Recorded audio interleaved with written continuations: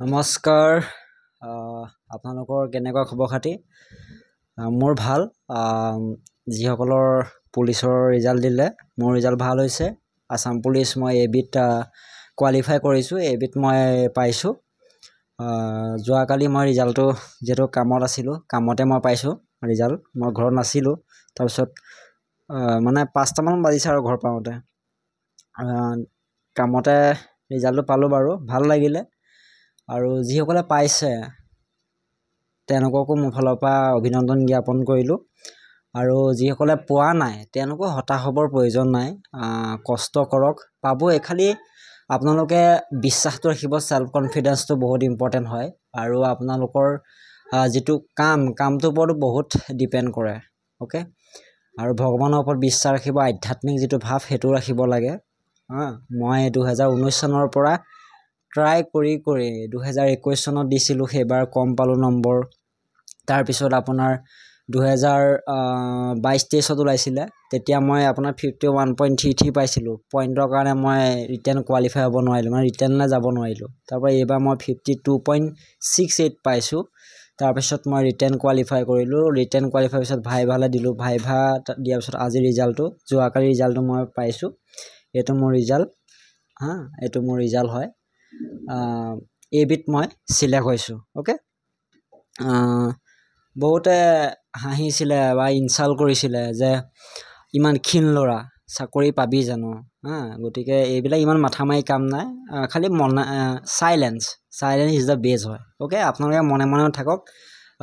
দিমাগত আপোনালোকৰ দিমাগটো জ্বলাবলৈ ট্ৰাই কৰক যে মোক কোনোবাই কিবা কথা কৈ দিছে, মোক কোনোবাই আঘাত দি থৈছে। সেইবোৰ আপোনালোকে মানে ইয়াত যেতিয়া লৈ ল'ব নহয়, আপোনালোকে ধুনীয়াকৈ মানে টাৰ্গেটটো ফুলফিল কৰিব পাৰিব। গম পালে? গতিকে সেইটো কথা কৈছোঁ। মানে আপোনালোকে কি হয়, কোনোবাই যদি আপোনালোকক হতাশ দিয়ে, তেতিয়াহ'লে আপোনালোকে মানে ভাঙি নপৰিব। আপোনালোকে বেছি উৎসাহে হ'ব লাগে। অ'কে। আৰু মোকো বহুতে ইনচাল্ট কৰিছিলে, ইটিকিং কৰিছিলে। আৰু ঘৰৰ মানুহেও কৈছিলে যে তই বাদ দে আৰু, এইবোৰ চাকৰি তাকৰি নালাগে, কাম কৰ। কিন্তু কি হয়, যিটো বস্তু পাবলৈ অলপ মানে যিটো বস্তু আমাৰ সুখ বেছি, সেইটো অলপ পাবলৈ টান থাকে। গতিকে মই ট্ৰাই কৰি মই এতিয়া 25 years কণ্টিনিউ মই এতিয়া চলি আছে। আকৌ 26 বছৰ মই সোমাব। গতিকে 25 বছৰত মই এষ্টাব্লিছ হৈছোঁ। ভাল লাগিছে। ভগৱানক ধন্যবাদ দিছোঁ, মা দেউতাক ধন্যবাদ, মোৰ শিক্ষাগুৰুসকলকো ধন্যবাদ জ্ঞাপন কৰিছোঁ। তেওঁলোকে পথটো যিহেতু দেখাই দিছে। আৰু সৰুৰ পৰা সপোন আছিল যে মই ডিফেন্সত যাম। তাৰ বাদে মই এইবোৰ পচন্দ নহয়, বেলেগ ডিপাৰ্টমেণ্ট মোৰ কোনো পচন্দ নহয়। হয় আছাম পুলিচ যাম, নহয় মই পেৰামিলিটাৰী বা মিলিটাৰী যাম। এতিয়াও মই SSC GD নাম আহি আছে। মেডিকেললৈ এতিয়া মই ফিজিকেল কোৱালিফাই কৰিলোঁ। মেডিকেল কি হয়, মেডিকেলত যদি নাম আহে, মই মেডিকেল চাই লওঁ। যদি নৱেম্বৰত আমাৰ যোৱাটো হয়, তেতিয়াহ'লে মই নিদিওঁগৈ। কাৰণ কেলৈ, সেইটো বদলি বেলেগ এজনে পাওক, নোপোৱাজনে পাওক সেই পোষ্টটো। সকলোৰে একেই থাকে। গতিকে সেইটো অন্যায় নকৰোঁ বাৰু। যদি অক্টোবৰ মাহত হয়, মই এনেই দি চামগৈ মোৰ মেডিকেলটো। যিহেতু মোৰ এক্সিডেণ্ট হৈছিল 2022 চনতে। 22 চনৰ 20 ডিচেম্বৰত মোৰ এক্সিডেণ্ট হৈছিলে। এক্সিডেণ্টত মোৰ যিটো এক্সিডেণ্ট, সেইটো বহুত এটা ভয়ানক এক্সিডেণ্ট আছিলে। প্ৰায় মই আপোনাৰ 10 মিটাৰমান মানে ৰোড ক্ৰছ কৰোঁতে মই 10 মিটাৰমান মাৰি দিছে। মোৰ 10 মিটাৰমান মই আঁতৰত পৰিছোঁগৈ। মানে 10 মিটাৰ আঁতৰত মই উফৰি পৰিছোঁ। তাৰপিছত মোৰ মানে অলপ একো নহ'লে, মই বাচি গ'লোঁ। না হাত ভাগিলে, না ভৰি ভাগিলে। কিন্তু বহুতে মোক মানে ক'লে যে ইয়াৰ ৰাজহাঁহ ভাগি গ'লে, ধেৰ মিছা বদনামনি দিছিলে। কিন্তু এইবোৰ ভগৱান আছে। মই এতিয়া কওঁ, ভগৱানক বিশ্বাস কৰক, নিজক বিশ্বাস কৰক। চেল্ফ কনফিডেন্স বহুত ইম্পৰ্টেণ্ট। আৰু মই কৈছিলোঁ ঘৰত যে মই 2025 চনৰ ভিতৰত কিবা এটা হৈ দেখাম। যদি হৈ দেখাব নোৱাৰোঁ, তেতিয়াহ'লে মই বেলেগ অপশ্যন ল'ম। অপশ্যন দুটাই ৰাখিছোঁ, চাকৰি, ডিফেন্স আৰু বিজনেছ। অ'কে। এই দুটাই মোৰ অপশ্যন আছিলে। আৰু যদি চাকৰি নোহোৱাটো মই বিজনেছ কৰি খাব পাৰিলোঁ হয়। অ'কে।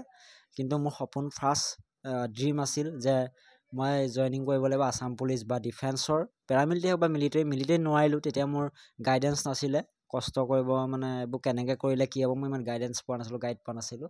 বাট যেতিয়া মই নিজে ট্ৰাই কৰিলোঁ, ইউটিউব চালোঁ এইবিলাক, বাকী আমাৰ যিবিলাক চেনেল আছে হিন্দী বা অসমীয়াই হওক, যে কষ্ট কৰিলোঁ। তাৰপৰা কষ্ট কৰিলোঁ, আজি মই ছাকচেছ হ'লোঁ। আৰু যিসকলে এতিয়ালৈকে পোৱা নাই, তেওঁলোকেও কষ্ট কৰক। মোৰ ফালৰ পৰা তেওঁলোকক শুভেচ্ছা আছে। আপোনালোক কষ্ট কৰক। আপোনালোকে পাব চাকৰি, ভগৱানেও আপোনালোকক চাব। খালি মই এটা কথা কওঁ, আপোনালোকে আপোনালোকৰ বন্ধুক কেতিয়াও অন্যায় নকৰিব। বন্ধু যেতিয়া দৌৰি থাকিব, বন্ধুক কেতিয়াও অন্যায় নকৰিব, বন্ধুক কেতিয়াও আপোনালোকে নিগেটিভ কমেণ্ট নকৰিব। অ'কে, আপুনি যদি দৌৰি থাকে বা মই দৌৰি গৈছোঁ, আপুনি যদি মোক ৰাস্তাটো ট্ৰেকটো যদি যাব নিদিয়ে, মানে জানি শুনি ভেটি দিয়ে, সেইবোৰ নকৰিব। আৰু সদায় উৎসাহ দিব। মই বহুত উৎসাহ দিছিলোঁ, মই নিজে গৌৰৱ কৰোঁ।